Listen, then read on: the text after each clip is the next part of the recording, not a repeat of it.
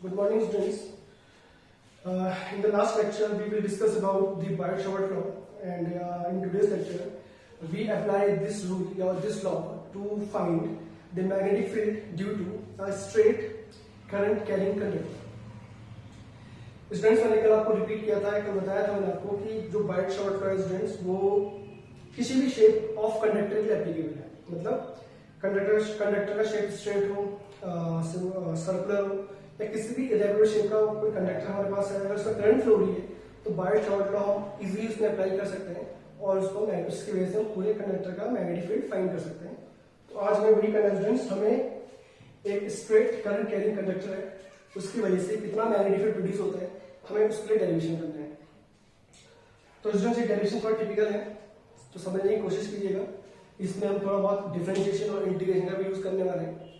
तो actually students, इस पूरे चैप्टर में ही डिफरेंशिएशन और इंटीग्रेशन काफी यूज होगा, तो आपको थोड़ा बहुत टर्म्स इंटीग्रेशन की और डिफरेंशिएशन थोड़ा बहुत पता होनी चाहिए. चलो, जहां पे भी प्रॉब्लम हो तो हम आगे देख लेंगे फॉर्मूलेस के. तो फिलहाल हमें एक what we have given, suppose we have given, देखो स्टूडेंट्स, आपको थ्योरी लिखनी पड़ेगी. इसमें थ्योरी में आप मेंशन करेंगे कंसीडर, चाहे तो आप साथ साथ में लिख सकते हैं मेरे साथ. अगर आप, मुझे उम्मीद है कि आप कॉपी और पेन पकड़ के साथ में बैठे होंगे, तो मैं बोलता रहता हूँ, आप नोट करते रहिए, क्योंकि डायग्राम भी काफी लंबा चौड़ा है इसका. तो स्टूडेंट्स, लिखना शुरू कीजिए. Consider a straight conductor carrying current I. Consider a straight conductor XI carrying current I, and we have to find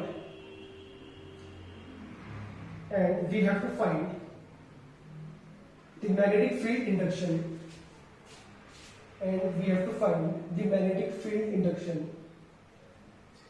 at a point P,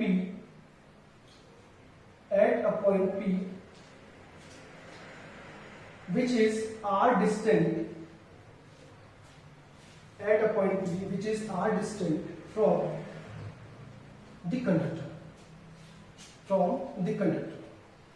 तो स्टूडेंट्स, ये हमारे पास एक कंडक्टर है XY carrying current I. Sorry, student, the distance of that point from the conductor is taken as A. इसको आप change कर लीजिए, आप इसे A नोट कर लीजिए, R को रिप्लेस कर दीजिए वहां से. And we have this conductor, this is straight current carrying conductor carrying current I, and we have to find magnetic field at this point P due to the whole conductor. तो students, इसके लिए अब हमें ये derivation करना है. तो I hope आपको समझ में आ गया कि हमें गिवन किया है और हमें फाइंड क्या करना है. What we have given a straight conductor carrying current I, and we also given the point P where we have to find the magnetic field induction, or we can say the distance of point P from the conductor is A. ये सारी terms हमें given है.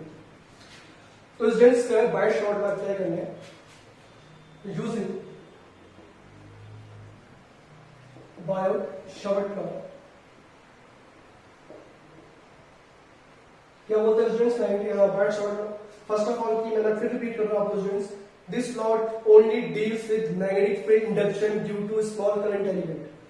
As a whole conductor हम इस law को apply नहीं कर सकते हैं. हमें एक स्मॉल करंट एलिमेंट चूज करना होगा, फिर हम उसके लिए मैग्नेटिक फील्ड फाइंड करेंगे और देन फिर हम उससे इंटीग्रेट करके पूरे कंडक्टर के लिए अप्लाई कर सकते हैं. तो using Biot Savart law, what is the small magnetic field due to small current element? It is dB, which is mu0/4 pi IdA sin theta upon r square. जी हमने बायट-सावर्ट लॉ लास्ट लेक्चर में discuss कर लिया था. तो आपको पता है स्टूडेंट, फिर रिपीट करूंगा, यहाँ पे हमें छोटा सा करंट एलिमेंट चूज करना है. Now we choose a small current element.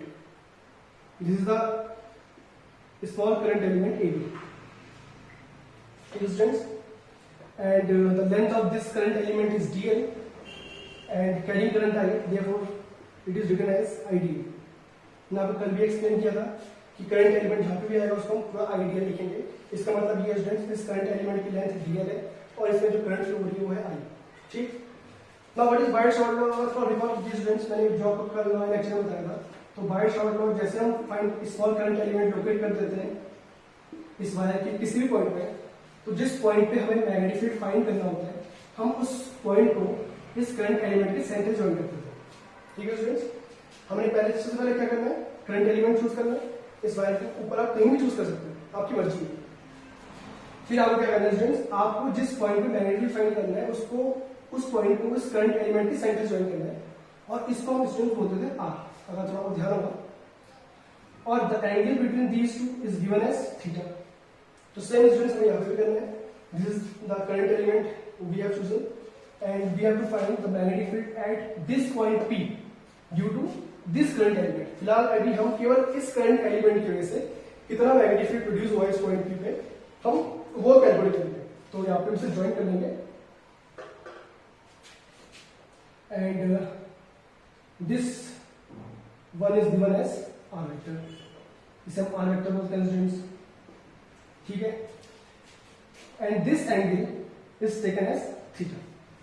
तो जहां तक स्टूडेंट्स आपको आई होप की कोई प्रॉब्लम नहीं होगी, यहां तक क्लियर होगा तो आगे फिर हम इजिली काम कर पाएंगे।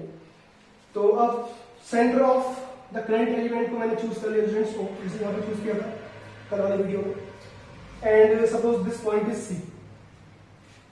Students, now what we have given, we also have given, sorry यहाँ से given कुछ नहीं है, खुद ही चूज कर लिया। This value is taken as L, point O और C, the distance between point C is taken as L। इसको मैंने L ट्रीट कर दिया स्टूडेंट्स, ध्यान रखिएगा चीज को, ये L यहाँ तक है। तो इतना हमारे पास हो चुका है स्टूडेंट्स। तो अब हमें छोटे से करंट एलिमेंट की वजह से कितना मैग्नेटिक फील्ड प्रोड्यूस होगा, ये हमारा फॉर्मूला गिवन है। Current flow resistance I, length of current element D है, एंगल थीटा और डिस्टेंस आर। तो एज इट इज हमने फॉर्मूला पे नोट कर लिया है।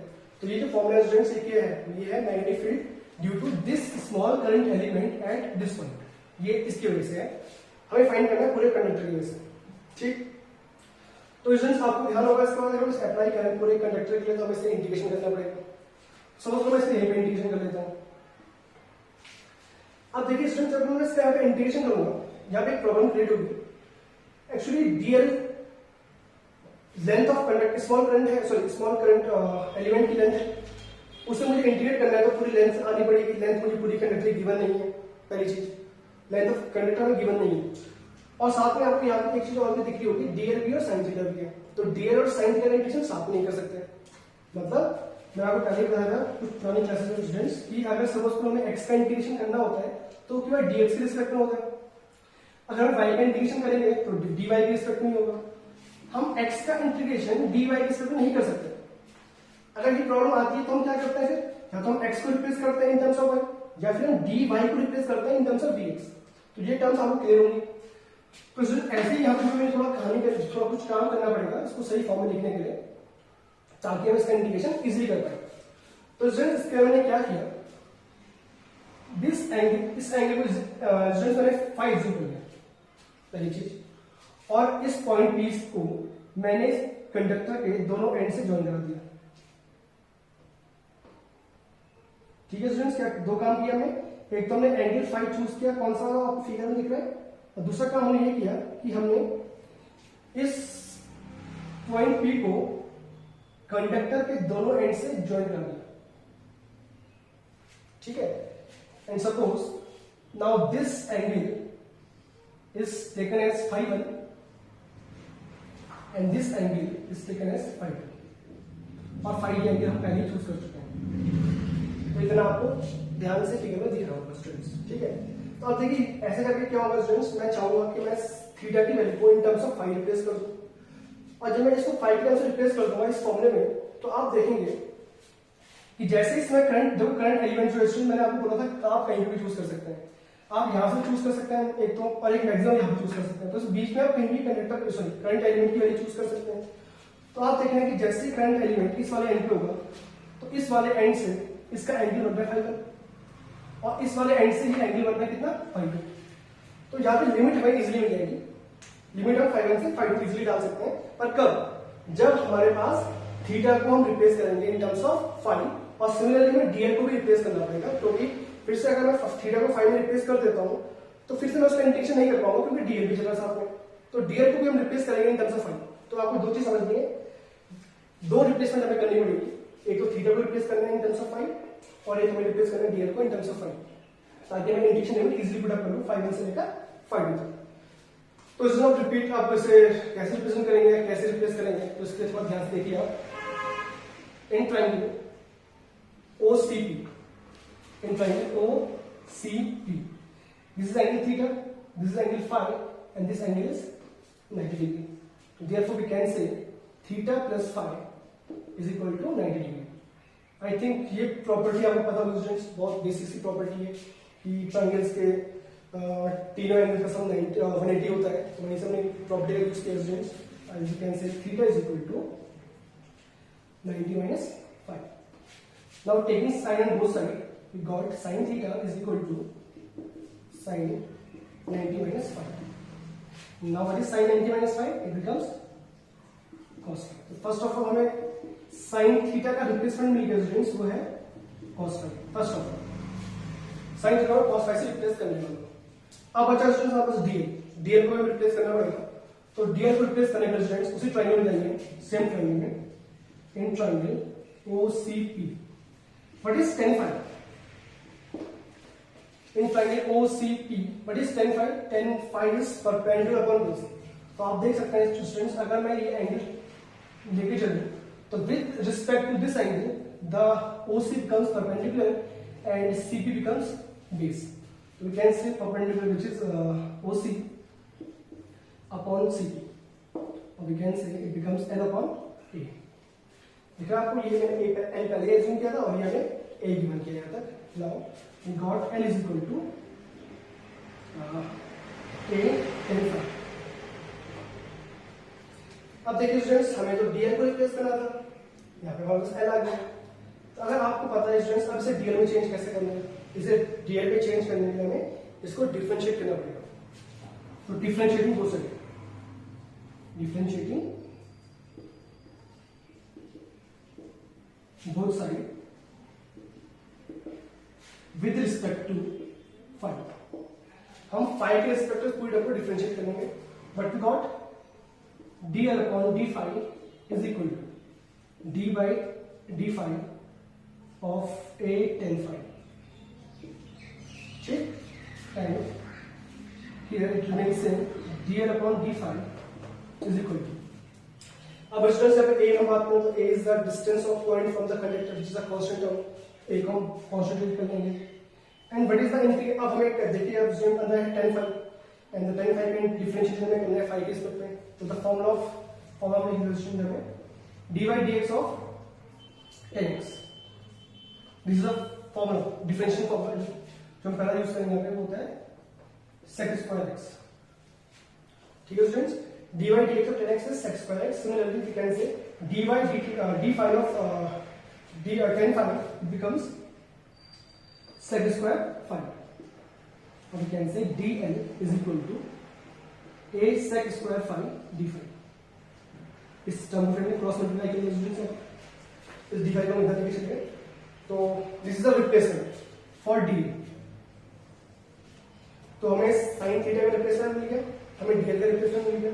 अब लास्ट टाइम स्टूडेंट्स इस r को भी रिप्लेस करने की कोशिश करते हैं, तो ये प्रॉब्लम करेगा हम अपने बाद में।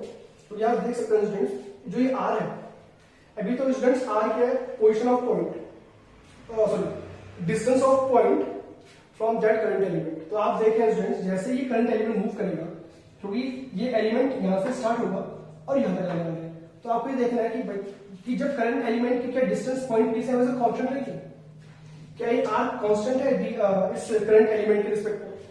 क्योंकि आप देख सकते हैं स्टूडेंट, जहां पे अगर करंट एलिमेंट चूज करूं तो यहाँ पे सबसे लॉन्गेस्ट डिस्टेंस होगी इस पॉइंट की, और इस पॉइंट सी पे इसकी डिस्टेंस सबसे शॉर्टेस्ट होगी। तो हम कह सकते हैं यहाँ पे जो r है ये भी एक वेरिएबल टर्म है, इसका भी हमें इंटीग्रेशन करना पड़ेगा, तो इसलिए हमें इसको भी रिप्लेस करना पड़ेगा इन टर्म्स ऑफ फाई। तो इसके हम सॉल्व करेंगे बच्चों यहीं पे इसी ट्रायंगल में, in triangle OCP, what is cos phi? In triangle OCP, जिस ट्रायंगल में बात ही कर रहे हैं, सारा काम उसी ट्रायंगल में कर रहे हैं बच्चों। What is cos phi? Cos phi becomes base upon hypotenuse. What is base? The base becomes with respect to this angle phi, the base becomes CP and the hypotenuse becomes OP. And we can say cos phi is equal to, what is CP? CP is A, and what is OP? OP is R. और we can say r is equal to a upon cos phi। तो स्टूडेंट्स हमें यहाँ पे तीन replacement, सारी जो terms समझ में आपको स्टूडेंट्स हमें किस टर्म को रिप्लेस करना है, जो टर्म वेरिएबल है उनका हमें सब टर्म को रिप्लेस करना है। तो dl को रिप्लेस कर लिया, sin थीटा को रिप्लेस कर लिया, और लास्ट बचा r एक वेरिएबल टर्म है। आपने समझाया क्यों वेरिएबल टर्म है, क्योंकि r जो है वो है पॉइंट p की पोजीशन इस करंट एलिमेंट से। तो जैसे करंट एलिमेंट मूव करेगा बिटवीन x एंड y, तो डिस्टेंस चेंज होती रहेगी, ठीक है, और ये चेंज होती रहेगी वेरिएबल टर्म। इसका इंटीग्रेशन करने के लिए हमें इसको रिप्लेस करना पड़ेगा in terms of some other quantity. तो मैंने यहाँ पे सारे replacement in terms of phi कर दिए हैं, ताकि हम फाइनली जब लिमिट पुट अप करें इसकी, तो लिमिट हम पुट अप करेंगे 5 into 5। तो अब आपको इस इक्वेशन फर्स्ट में ये सारी वैल्यूज इंसर्ट करनी है। इंसर्ट वैल्यू करनी है आपको साइन थीटा की, आपको रिप्लेस करनी है dl की और r की, ठीक है। तो स्टूडेंट्स आपने आई होप याद नोट कर लिया होगा, मैं सिर्फ करूंगा।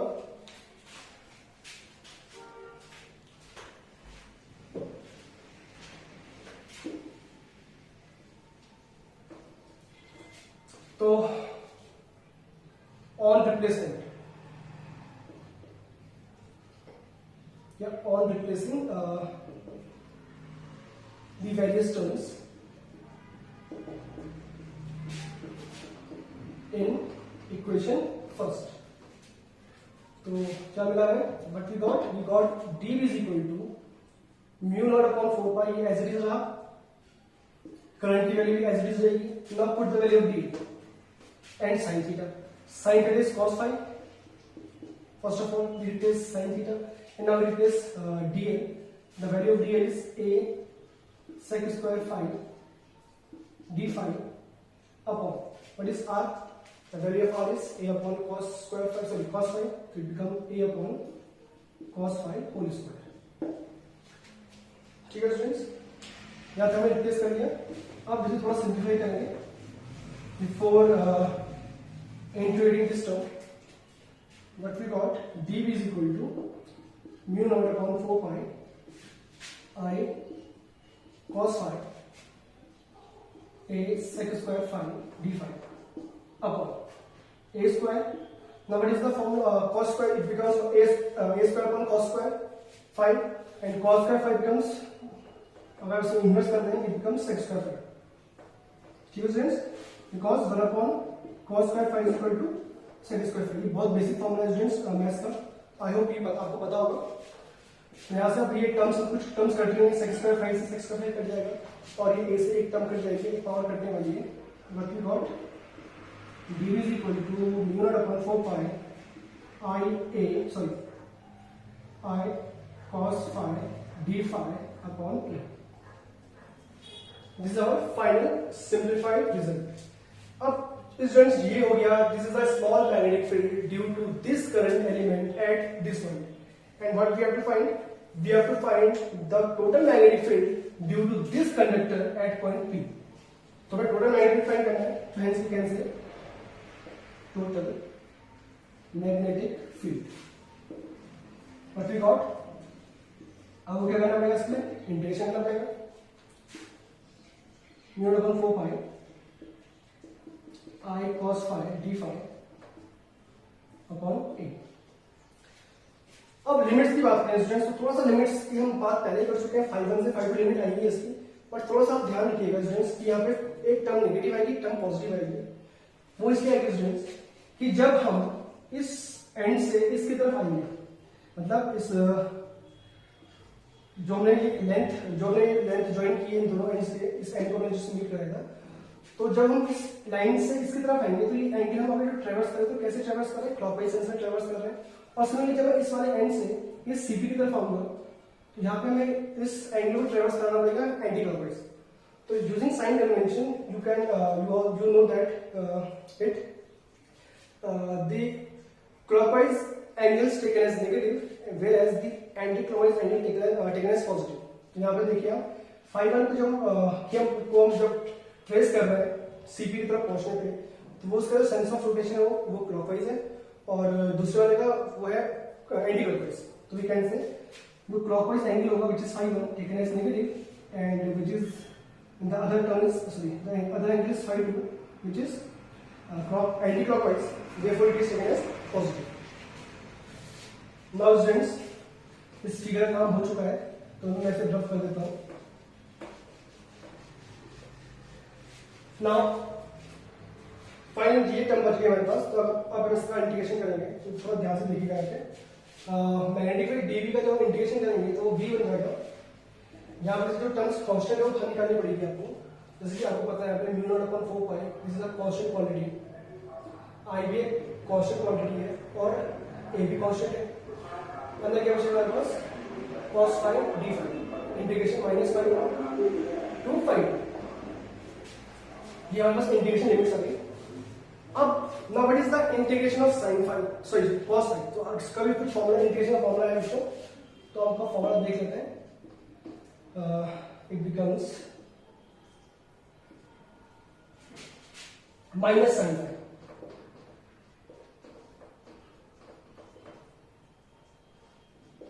Integration of cos theta is minus sin theta, तो यहाँ पे similarly integration of cos phi becomes minus sin phi. Now on putting the limits, ऐसे करना माइनस साइन बाहर निकाल लीजिए, कंफ्यूजन अगर आपको हो रहा है तो। अंदर क्या बचेगा जब sin फाई बचेगा, जब हम sin फाई की बात करेंगे तो उसकी अपर लिमिट आएगी 5, ठीक है। और सॉरी गलती हुई यहाँ पे, integration of cos phi is sin phi, उल्टा मैंने उल्टा बोल दिया, sin थीटा का इंटीग्रेशन, sin थीटा का इंटीग्रेशन होता है माइनस cos थीटा, ध्यान रखिएगा, sin थीटा का होता है माइनस cos थीटा, और cos थीटा का जो इंटीग्रेशन होता है स्टूडेंट्स वो होता है sin थीटा। ये कुछ दो फॉर्मूले हैं, थोड़ा गलती हो गई थी स्टूडेंट्स, तो ये थोड़ा उससे करेक्ट कर लीजिए। ये इंटीग्रेशन फॉर्मूले है, sin थीटा का माइनस cos थीटा और cos थीटा का sin थीटा। यहाँ पे cos का है तो sin आ गया, आप लिमिट इंसर्ट करेंगे तो पहले अपर लिमिट पुट अप कर दिया आपने 5 टू, फिर आप लोअर लिमिट पुट अप करेंगे, इट्स माइनस 5, ठीक है स्टूडेंट्स।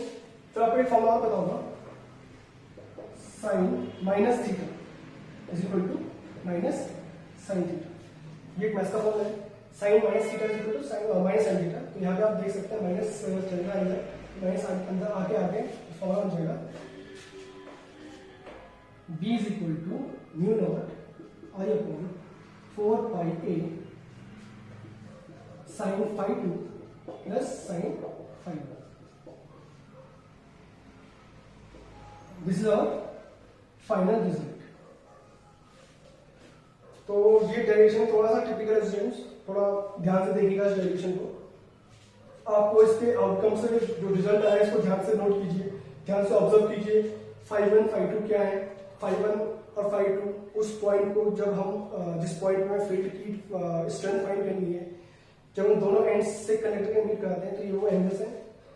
और then what is A is the distance of point from the conductor and I is the current flowing through. तो ये फॉर्मूला आपको क्लियर हो जाना चाहिए स्टूडेंट्स। डेरिवेशन काफी थोड़ा ट्रिकी टाइप का है, तो थोड़ा ध्यान समझिएगा, जहाँ पे कोई प्रॉब्लम आपको होती है आप मेरे से दोबारा पूछ सकते हैं। सो आई होप स्टूडेंट्स कि आपको टॉपिक समझ आया। अब हम नेक्स्ट टॉपिक कल ही करेंगे।